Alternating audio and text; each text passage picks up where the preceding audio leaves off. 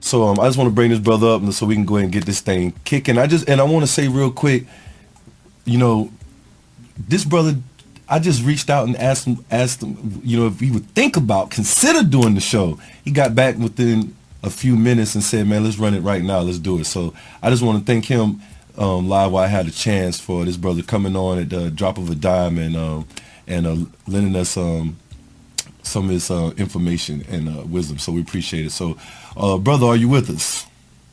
Yes, indeed. Peace and blessings to you and your audience, Brother Elohim, and thank you for the opportunity to be on your show this evening. Thank you, brother.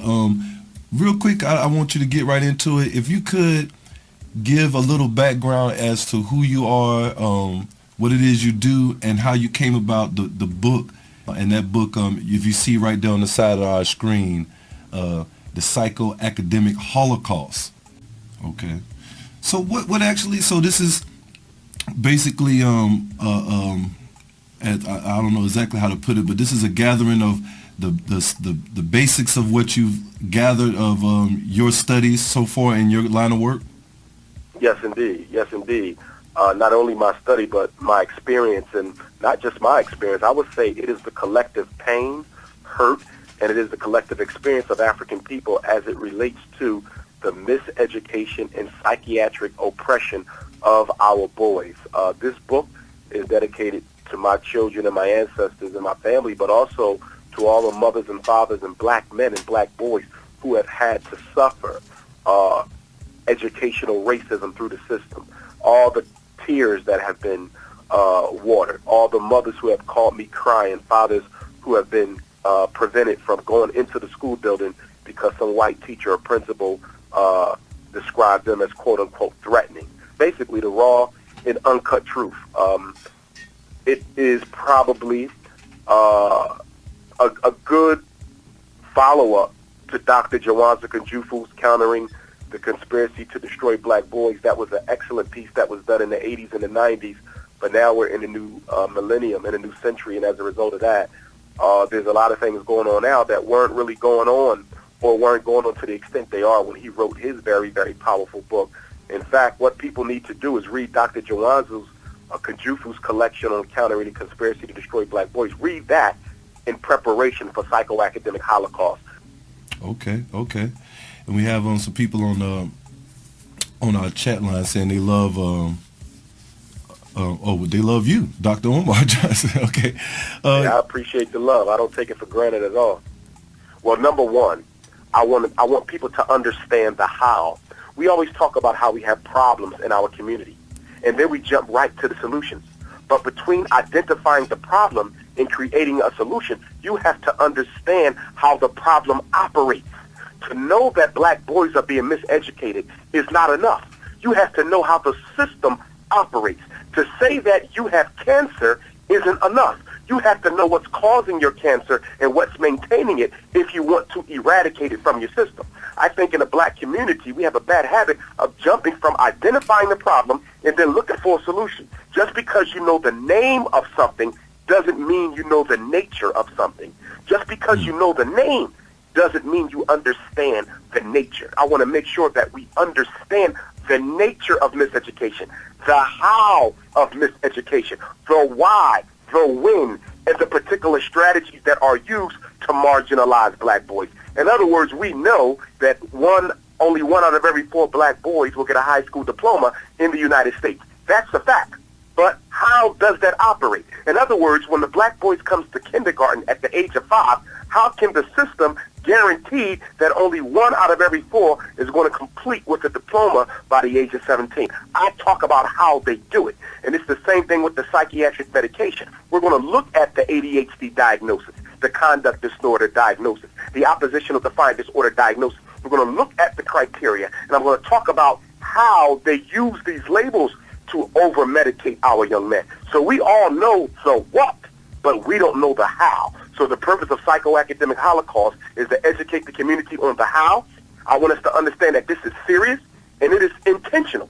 It is not an accident. A lot of us think it is an accident of the system. It is not an accident. It is deliberately engineered. So is your let's just say the total mission or that you hope to accomplish is it to actually leave this land, or is it to basically leave the system? Like, you leave the school system, or is that just step one to get ourselves out of the school system? That's just step one. Whenever you go to war, you train, you prepare, and then you face your enemy on the battlefield. Anybody who's ever played sports, you train, you prepare, and then you face your enemy on the battlefield.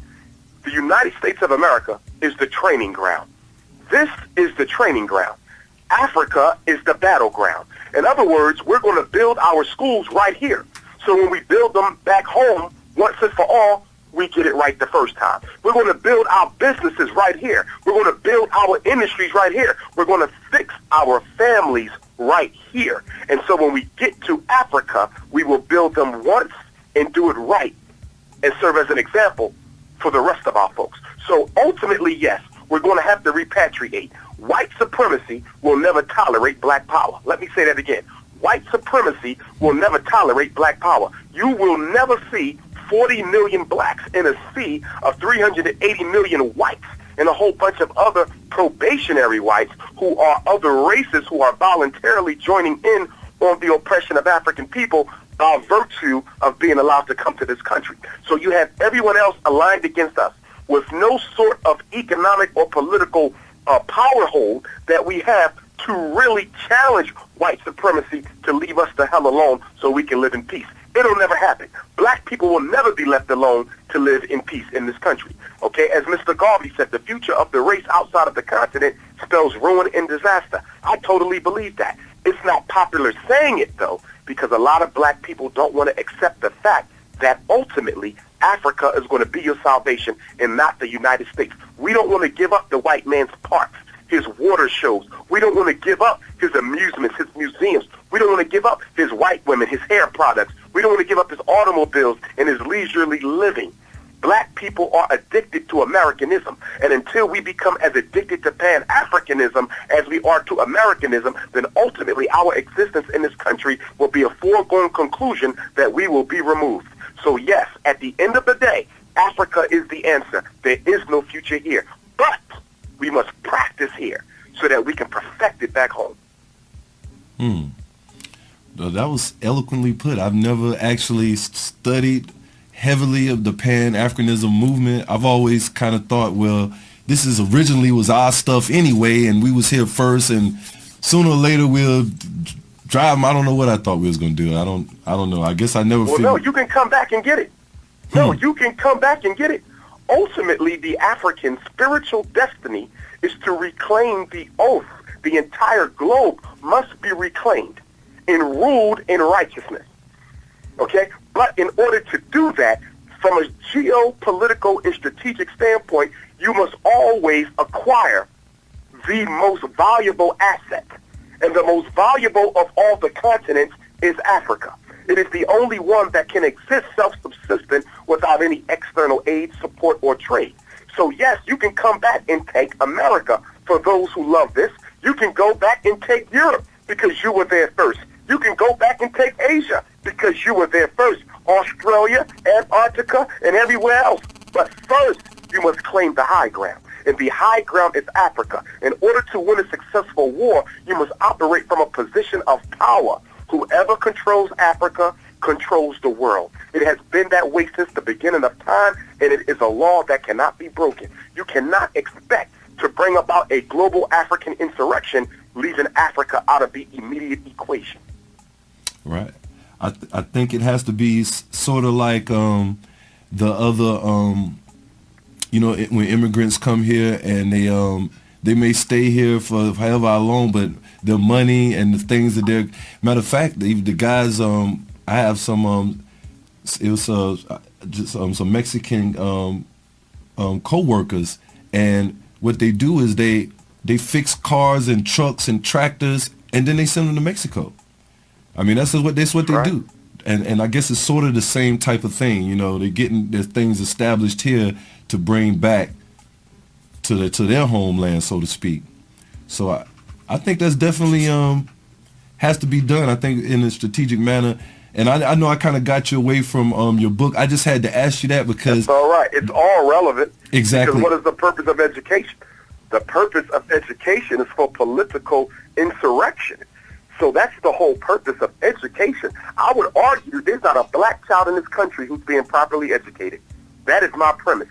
There's not a black child in America who's being properly educated. I don't care if they go to an independent school. I don't care if they go to a charter school. I don't care if they homeschool. I don't care if it's a religious school, independent school. There's no child in this country who is of African descent who is being trained and taught how to acquire, maintain, and defend power on a political, economic level. If your child don't understand international trade and commerce, don't talk to me about independence. Don't talk to me about nationalism. If your child can't grow their own food, don't talk to me about independence, self-reliance, and nationalism. If your child don't understand white supremacy, if they don't understand how and why AIDS was created, if they don't understand the hows and whys of mass incarceration, if they don't understand why the school system must fail, then don't tell me that they've been properly educated.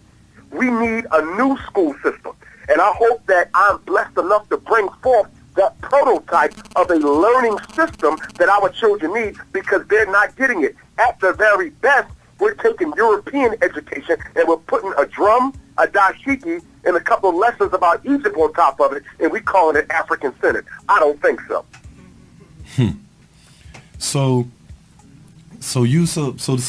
Excuse me, to suggest that there's really no children that's getting their I want to salute my first time listeners and viewers, Melanin, the Empress, and David. I appreciate you guys can hear you. I appreciate you standing in and logging on too. So by you saying that, how do we get a true education while we are here in this land? How do we obtain that? Where do we go to find that? Well, the one thing about the educational system, it's one of the few things that you will be allowed to do in the short term because it doesn't pose an immediate threat to your enemy. See, one thing that white people have learned about black people since the civil rights movement is that getting more information doesn't automatically mobilize us into action.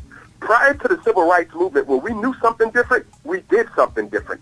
After the civil rights movement, if we knew something different, we might think a little bit differently, but we don't behave differently at all. And that's why the white man is not afraid about the books that are published. They're not afraid necessarily about my book, although I'm on their radar, because they understand that if our parents stop giving our children this Ritalin and Adderall and Strattera and Slycurlin and Depakote and Risperdal and Paxil and Zoloft, then that's going to start affecting the Wall Street profits.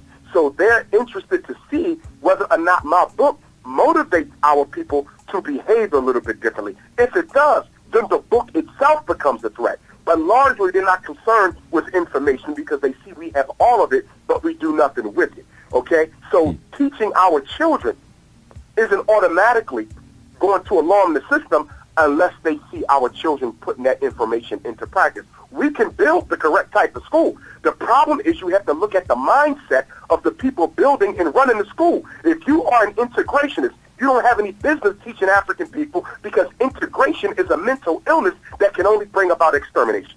So any education that's based on fitting African children into the American social order must fail. It's like preparing a child to be swallowed by an alligator or swallowed by a shark. You don't give a black child an integrated education because you're teaching him that he actually has a place at the table of white supremacy, and you know he does not. That is an education of deception. I would encourage anybody, like, again, that has not seen Hidden Colors, and Doc, you may be able to suggest some other DVDs.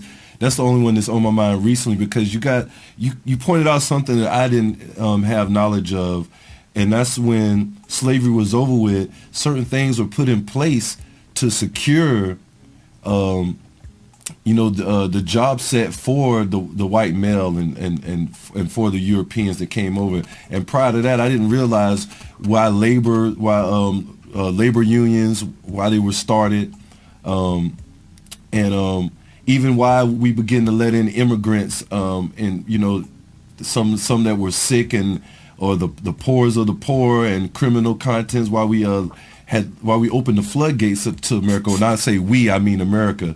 So I do have to say, when you say we won't really get a fair shake here, that we have to make, Africa the home front, I kind of see what you're saying, as long as we're not in control of the system, and as long as we don't, like you say, we don't really have a chair, we just get to give our money to the system, but we don't really get any say so, because we don't own any big major corporations or anything like that, and we know corporatism is the way things are running. So I have to agree with what you're saying. Kahiri on our chat line says, framing the topic of education in the context of war is a step in the proper direction. All of our communal interaction and relations with foreign powers must be viewed through the prism of building, empowering, and defending a nation. That was just a comment on our chat line. Totally agree. Absolutely agree. If you don't have a properly educated nation or community, then you will always be at the mercy of your enemy's wishes. Because deception, propaganda, miseducation, whatever you want to call it, is the greatest weapon of the enemy, because it does not adequately prepare you for what's about to happen to you. Our children should be able to understand the Obama nonsense. They should be able to see it for what it is, which is just another outfit that white supremacy is wearing to fulfill a particular geopolitical agenda, and that's it. That's it. But they're not being properly educated. We'll teach our children about ancient history, but we won't teach them about recent history. And I'm going to argue that recent history is at least, if not more important than ancient history, because recent history teaches you the military strategies of your enemy. Learning about AIDS, learning about special education, learning about the creation of ADHD, learning about the normalization of homosexuality, okay? That teaches you about warfare, okay? But simply studying temples and tombs and great people who died 50,000 years ago, that's not helping us right now. And we have to stop glorifying our history and instead start looking at it for the instructional lessons that we can take from it. If all you're going to do is look at your past so that you can embellish yourself and your ego and the great accomplishments of your forefathers, then you are not making accurate use of history, because of nothing else, it should show you where you went wrong, so you never repeat that same mistake again. Right. I definitely agree with that. So the first offense is, and it's funny that, not funny, but it is funny that your book is the topic that it is. I have a family member who was always basically put in, because they, for whatever reason, may have stayed back at an earlier grade, and they were considered to be slow, or in special education.